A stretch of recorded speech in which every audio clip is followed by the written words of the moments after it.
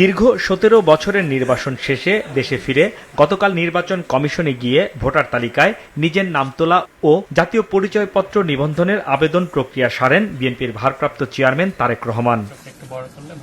তার আবেদন আজ গ্রহণ করে নির্বাচন কমিশন। তিনি গুলশান এলাকার ১৭ নম্বর সংসদীয় আসনের অন্তর্ভুক্ত ঢাকা উত্তর সিটি কর্পোরেশনের ১৯ নম্বর ওয়ার্ডের ভোটার হিসেবে নিবন্ধিত হয়েছেন। এখান থেকে আসন্ন নির্বাচনের প্রার্থীও হচ্ছেন তারেক রহমান। সকালে তারেক রহমানের পক্ষে ত্রয়োদশ জাতীয় সংসদ নির্বাচনে ঢাকা ১৭ আসনের মনোনয়নপত্র সংগ্রহ করেন বিএনপি চেয়ারপারসনের একান্ত সচিব এবিএম আব্দুস সাত্তার। গুলশান এলাকার ঢাকা ১৭ জনগণের আগ্রহ এবং দাবির প্রেক্ষিতে উনি সিদ্ধান্ত নিয়েছেন এই আসন থেকে আগামী জাতীয় সংসদ নির্বাচনে অংশগ্রহণ করার। তার পক্ষ থেকে আজকে আমি রিটার্নিং অফিসার এবং ঢাকার বিভাগীয় কমিশনার কাছ থেকে মনোনয়নপত্র সংগ্রহ করলাম এবং ইনশাল্লাহ আগামীকাল তার পক্ষ থেকে এটা আবার এই অফিসে আমরা দাখিল করব। এদিকে দেশে ফেরার পর প্রথমবারের মতো গুলশানের বিএনপির চেয়ারপারসনের রাজনৈতিক কার্যালয়ে যান তারেক রহমান। এ সময় দলের স্থায়ী কমিটির সদস্য ও সিনিয়র নেতারা তাকে স্বাগত জানান।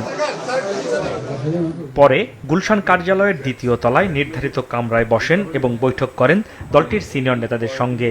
নির্বাচন সহ বিভিন্ন রাজনৈতিক ইস্যুতে কথা বলেন তারা।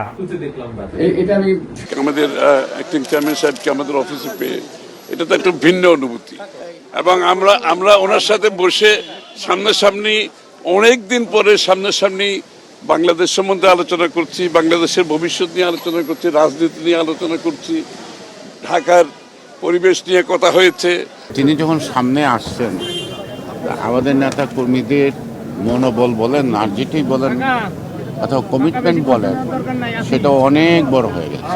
গণতন্ত্রের পথে আমাদের ভারপ্রাপ্ত চেয়ারম্যানের এইভাবে দেশে ফেরা এবং দায়িত্ব গ্রহণ করে আগামী নির্বাচনটা এদেশে শেষ করার ব্যাপারে মানুষের যে প্রত্যাশা সৃষ্টি হয়েছে এটা অত্যন্ত গুরুত্বপূর্ণ।